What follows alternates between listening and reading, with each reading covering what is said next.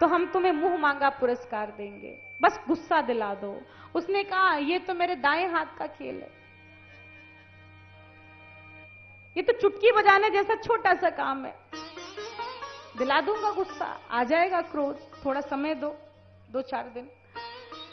संत एकनाथ जी ब्रह्म मुहूर्त में जागकर, ब्रह्म मुहूर्त में जागते थे, और ब्रह्म मुहूर्त में जागकर संत एकनाथ जी नित्य स्नान करने के लिए जाते थे, नित्य स्नान करने को जाते थे। कहां जाते थे? गोदावरी नदी के तट पर। आज एकादशी का दिन था, प्रातः काल सवेरे उठ गए, और ये जो यवन दुष्ट था, ये ढेर सारा कचरा, ध्यान से सुनना, बड़ा ज्ञान उपदेशक प्रसंग है, आप सबके जीवन के लाभ की बात है।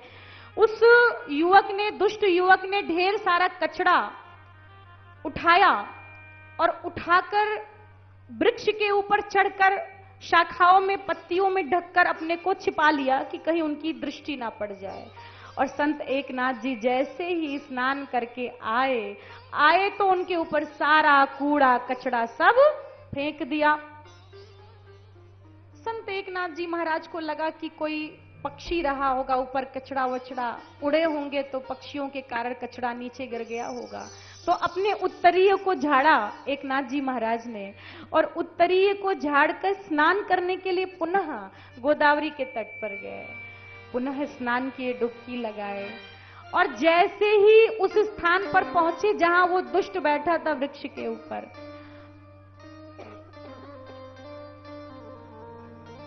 पुनः उसने टोकरी में ढेर सारा कचरा भरकर रखा था, और भरी हुई कचड़े की टोकरी को फिर से एकनाथ जी महाराज के ऊपर गिरा दिया, उड़ेल दिया। एकनाथ जी महाराज के चेहरे पर इतना भी क्रोध नहीं आया, मुस्कुरा रहे हैं, और बिना कुछ कहे पुनः चले गए स्नान करने के लिए, पुनः गए स्नान करने। ऐसा करते करते बंधुओं 107 बार उस दुष्ट युवक ने कचरा फेंका, 107 बार, 107 बार फेंका। और जैसे ही 108वीं बार स्नान करके आए ही थे, उनके ऊपर कचरा डालने के लिए हाथ आगे बढ़ाया, तो उसके भीतर की आत्मा रो पड़ी, उसे बड़ा पश्चाताप हुआ, ग्लानि हुई, मैं कितना बड़ा पापी हूं। ऐसा संत जिसके ऊपर मैं 107 बार कचरा फेंका, उसने एक बार भी मुझे गाली नहीं दिया, क्रोध नहीं किया, कुछ कहा नहीं, एक शब्द नहीं बोला। ऐसे महान संत का मैंने अपराध किया। वृक्ष के ऊपर से धड़ाम से उस संत के चरणों में गिर पड़े, चरण पकड़कर लिपट लिपट कर रोने लगे, फफक फफक कर आंसू बहने लगा, क्षमा मांगने लगे। वो दुष्ट युवक क्षमा मांगने लगा, क्षमा कर दीजिए महात्मन, आप जैसे संत विरले होते हैं, और हमारे जैसा पापी जीव भरा आप जैसे संतों को कैसे समझ सके, क्षमा करिए, मेरे कारण आपको इतना कष्ट उठाना पड़ा, मैं बड़ा पापी हूं। उस महात्मा ने कहा, तू पापी नहीं, तू तो बहुत बड़ा पुण्यात्मा है, तू पापी नहीं है, तू तो बहुत बड़ा पुण्यात्मा है, क्योंकि तुम्हारे कारण आज एकादशी के दिन मैंने 108 बार गोदावरी में स्नान कर लिया, इसलिए तुम पापी नहीं हो। अपने मन से तो मैं शायद स्नान करने नहीं जाता 108 बार, लेकिन तुमने कचरा फेंका, तुम्हारा कचरा फेंकना मेरे लिए मंगलकारी बन गया, तुम्हारा कचरा फेंकना मेरे लिए मेरे जीवन का बहुत बड़ा शुभ फल प्रकट हो गया कि आज एकादशी के दिन 108 बार मुझे स्नान करने का सौभाग्य मिला। और वही दुष्ट युवक एकनाथ जी महाराज का शिष्य बन गया, चेला बन गया। तो सत्संग से दुर्जन भी सुधरता है, जो दुष्ट है वह भी सुधरता है। मज्जन फल पेखिए तत्काला। देखिए, दुकान पर जाइए तो दुकान वाले कभी कभी कहते हैं कि भाई सामान, और पैसे नहीं है तो उधारी भी हमारे यहाँ मिलती है, उधार खाता चलता, रजिस्टर में नाम पता सब नोट करा दो, जब पैसा आएगा भर देना। लेकिन ये कथा में उधार खाता नहीं चलता है, नगद नारायण। कथा सुनिए और तुरंत आनंद की प्राप्ति कीजिए। आज कथा सुने, आनंद कल मिले, ऐसा उधार खाता नहीं है। कथा सुनते ही जीव को परम आनंद की, शांति की प्राप्ति होती है। सत्संग करते ही हमारा सारा पाप समाप्त हो जाता है, हमारी बुद्धि परिवर्तित हो जाती है। ये सत्संग का फल है। प्रेम से बोलिए संत भगवान की जय हो, गुरुदेव भगवान की जय हो। प्रेम से बोलो राधे राधे। एक बार बोलिए सभी लोग, राधे राधे। राधे राधे, राधे राधे, राधे राधे, श्री राधे। श्री राधे।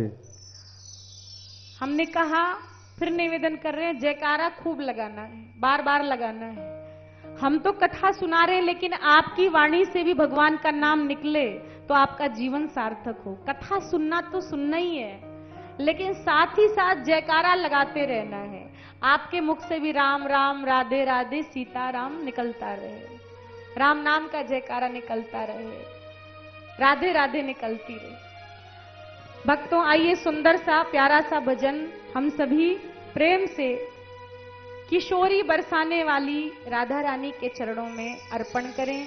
सभी तालियों की सेवा करते हुए मेरे साथ गुनगुनाइए।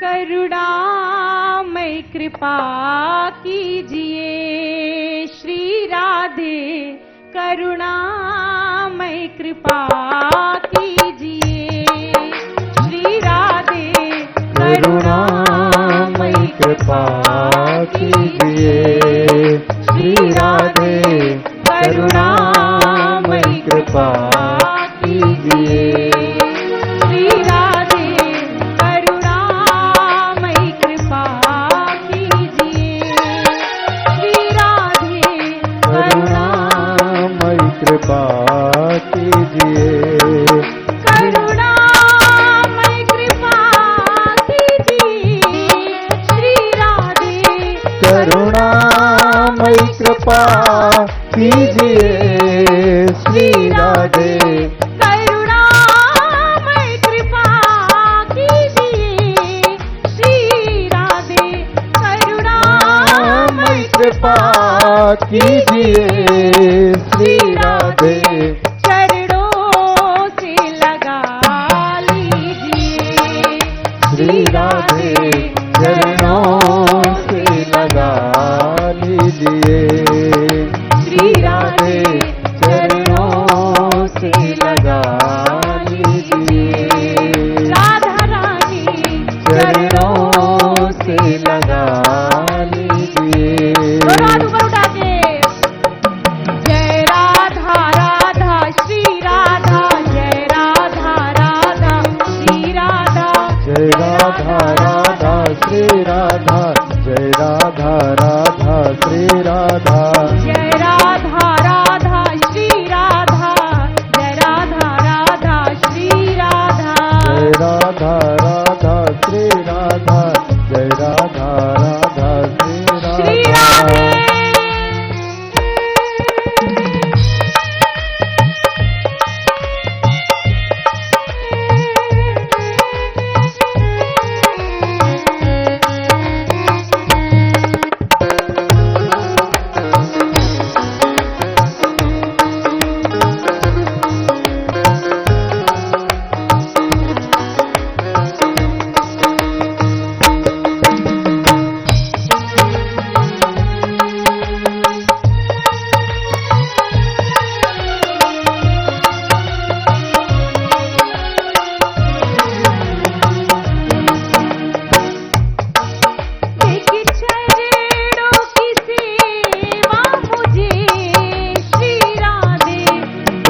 चरणों की सेवा मुझे श्री राधे, देखी चरणों की सेवा मुझे श्री राधे, दे दे चरणों की सेवा मुझे श्री राधे, देखी चरणों की सेवा मुझे चरणों की सेवा मुझे श्री राधे मेरी किस्मत बना दीजिए श्री राधे मेरी किस्मत बना दीजिए श्री राधे मेरी किस्मत बना दीजिए श्री राधे मेरी किस्मत बना दीजिए राधा रानी राधा मेरी किस्मत बना दीजिए राधा रानी मेरी किस्मत बना दीजिए जय राधा राधा श्री राधा जय राधा राधा श्री राधा जय राधा राधा श्री राधा जय राधा राधा श्री राधा जय राधा राधा श्री राधा जय राधा राधा श्री राधा राधा राधा श्री राधा जय राधा राधा श्री राधा राधे राधे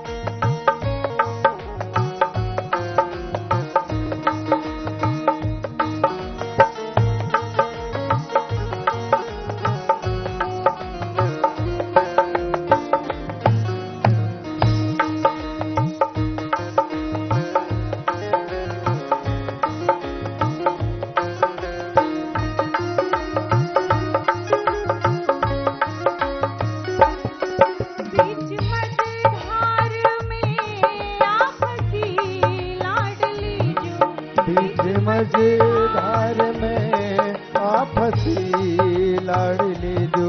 बीच मझधार में आप हंसी लाडली जो बीच मझधार में आप हंसी लाडली जो बीच मझधार में आप हंसी लाडली जो बीच मझधार में आप हंसी लाडली जो पार नैया लगा दीजिए श्री राधे पार नैया लगा दीजिए श्यामा प्यारी पार नैया लगा दीजिए राधा रानी राधा पार नैया लगा दीजिए श्यामा प्यारी पार नैया लगा दीजिए जय राधा राधा श्री राधा जय राधा राधा श्री राधा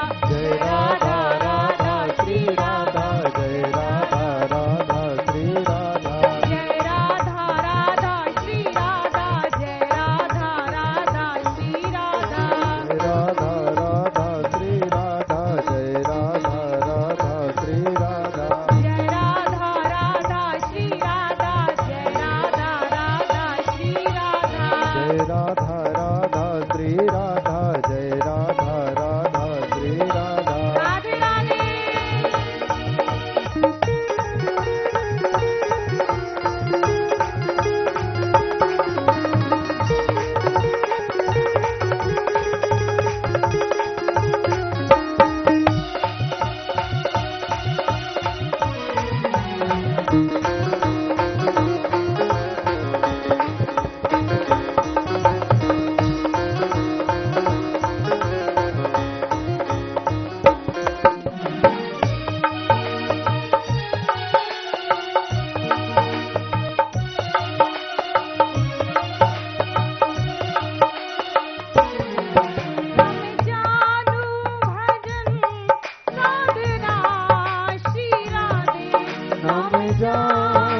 भजन साधना श्री राधे नाम जानो भजन साधना श्री राधे नाम जानो भजन भजन साधना श्री राधे। नाम जानो भजन साधना श्री राधे। नाम जानो भजन साधना श्री राधे। अपना दास बना हरि बोल। लीजिए राधा रानी, अपना दास बना लीजिए श्यामा प्यारी, अपना दास बना लीजिए राधा रानी, अपना दास बना लीजिए राधा रानी अपना दास बना लीजिए राधा रानी, राधा अपना दास बना लीजिए राधा रानी, अपना दास बना लीजिए। जय राधा राधा श्री राधा, जय राधा राधा श्री राधा, जय राधा राधा श्री राधा, जय राधा राधा श्री राधा, जय राधा राधा श्री राधा, जय राधा राधा श्री राधा। जय राधा राधा श्री राधा जय दोनों हाथ राधा ऊपर उठा के राधा। तालियां बजाते हुए राधे राधे। जय राधा राधा श्री राधा, जय राधा राधा श्री राधा, जय राधा राधा श्री राधा जय राधा राधा श्री राधा। जय राधा राधा श्री राधा, जय राधा राधा श्री राधा। जय राधा राधा श्री राधा जय राधा राधा श्री राधा। जय राधा राधा श्री राधा, जय राधा राधा श्री राधा। जय राधा राधा श्री राधा जय राधा राधा श्री राधा। जय जय श्री राधे।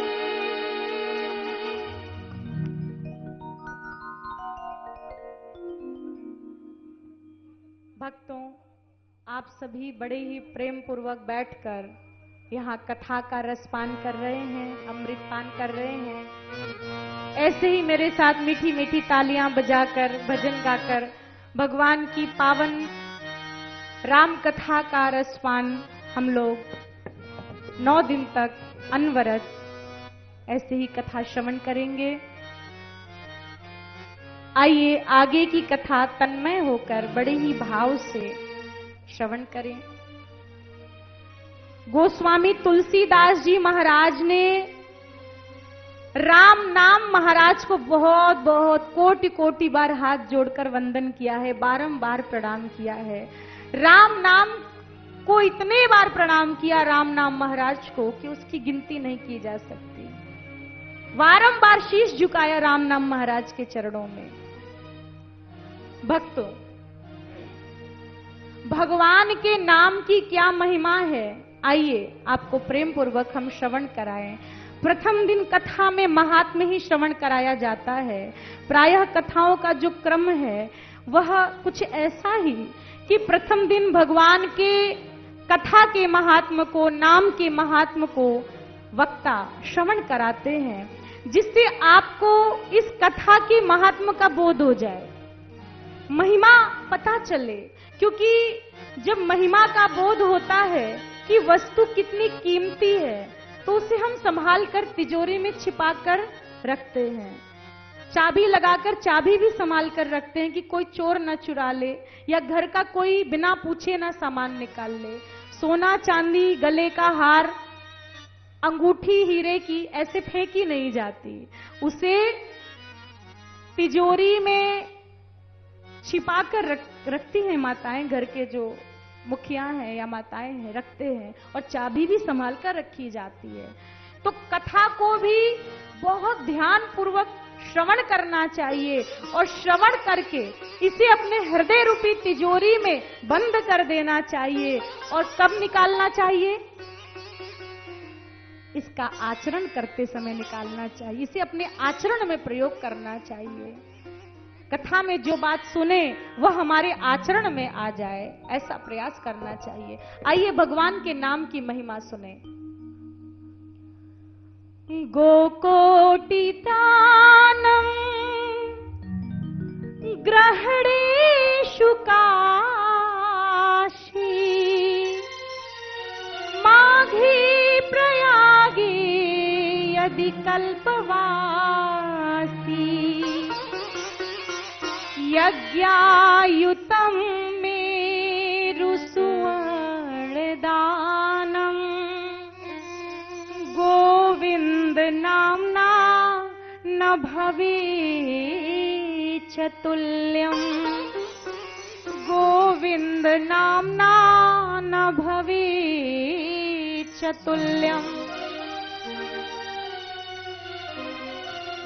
गोकोटि दानम ग्रहणेषु काशी, काशी में एक दो गैया नहीं, गोकोटि दानम कोटि कोटि करोड़ों करोड़ों गैया दान करने का जो फल है वह भगवान का नाम लेने से प्राप्त हो जाता है।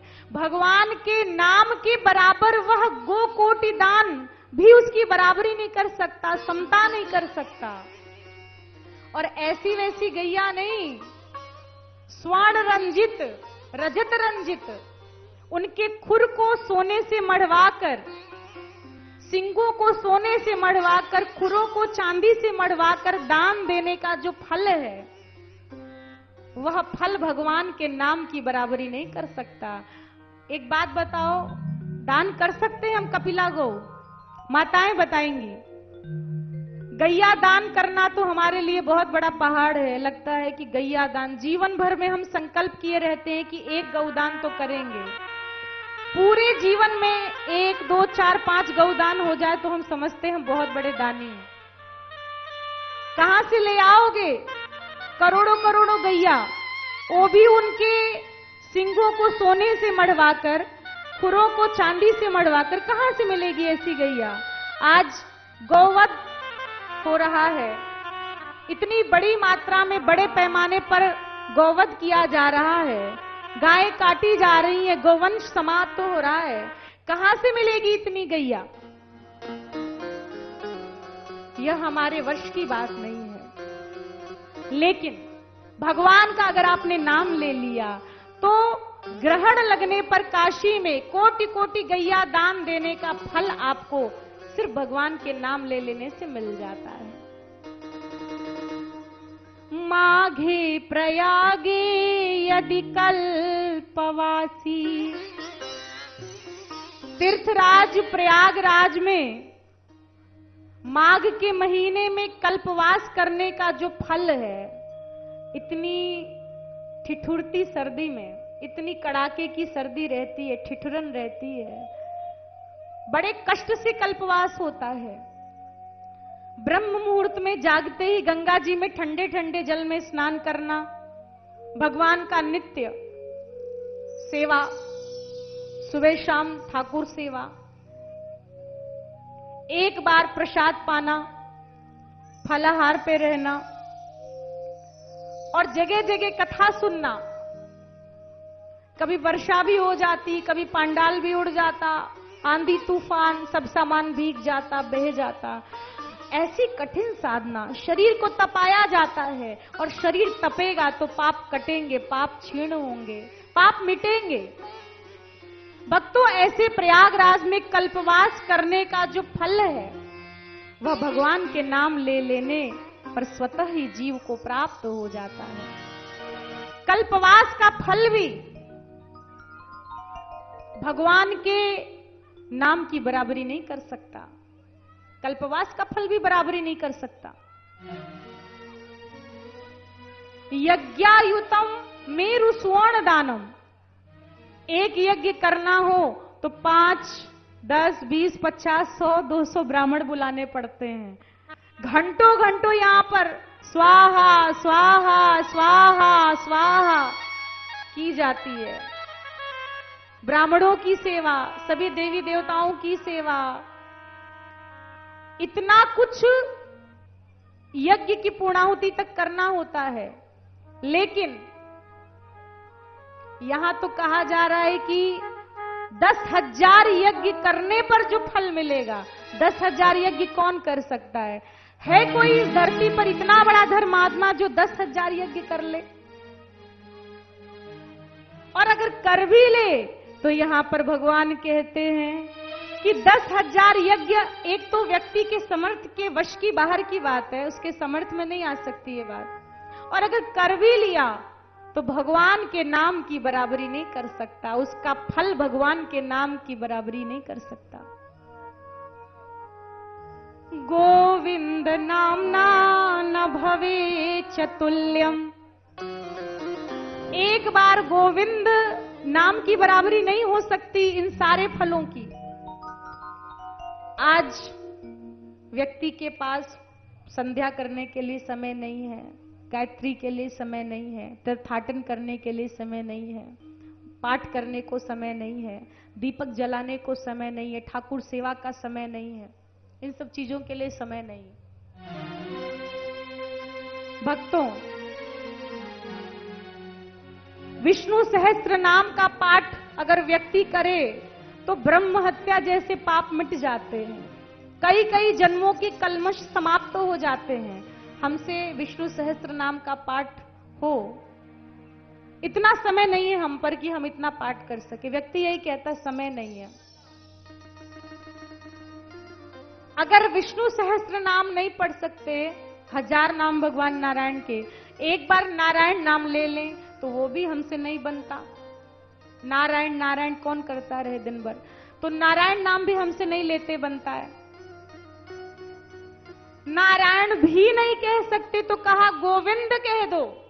गोविंद नामना न भवे चतुल्यम, लेकिन गोविंद नाम भी लेने में हमको बड़ी कठिनाई है, बड़ा कष्ट है। गोविंद नाम लेना भी हमारे लिए बड़ा भारी कार्य है। चलो हमने मान लिया गोविंद नाम संयुक्त अक्षर है, जो बड़े बूढ़े बुजुर्ग हो गए उनको लेने में दांत नहीं है तो कठिनाई भी हो रही हो, उससे भी सरल उपाय बता दिया भोलेनाथ ने कि बैठे बैठे जीभ हिलाओ और राम राम सीताराम, राम राम सीताराम, राम राम सीताराम करते जाओ, गाते जाओ।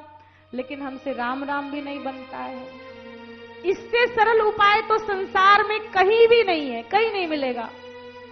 राम नाम से सरल उपाय पूरे संसार में कहीं नहीं मिलेगा।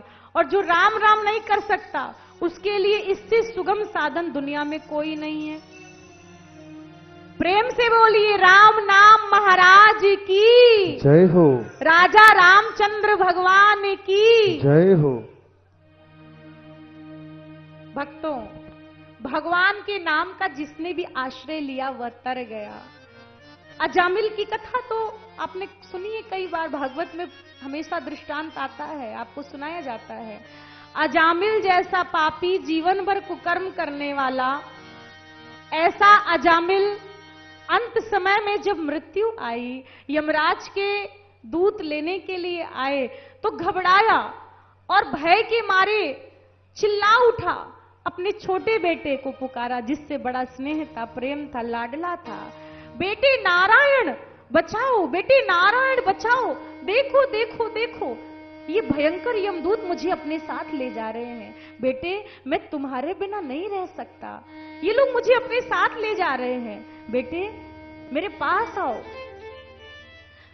अब बुलाया था अपने बेटे नारायण को, और जिसे सुनना था उसने तो नहीं सुना, लेकिन भगवान नारायण ने सुन लिया। शेष शैया पर पौड़े हुए नारायण के चरणों की सेवा कर रही लक्ष्मी माता सुंदर सुंदर सुकोमल कर कमलों से चरण दबा रही थी। इतने में नारायण भगवान सहसा बैठ गए। कहते देवी छोड़ो, मेरा भक्त मुझे पुकार रहा है। माता ने कहा कि प्रभु इस समय तो आपका कोई भक्त नहीं पुकारा, कौन है जिसने आपको पुकारा? ये अजामिल तो बहुत बड़ा पापी है, इसे आप अपना भक्त कहते हैं। भगवान ने कहा जीव पापी तब तक ही रहता है जब तक मेरे नाम का आश्रय नहीं लेता। मेरे नाम का आश्रय लेते ही पापी से पापी महापापी भी परम पावन बन जाता है, फिर वह पापी नहीं रह जाता।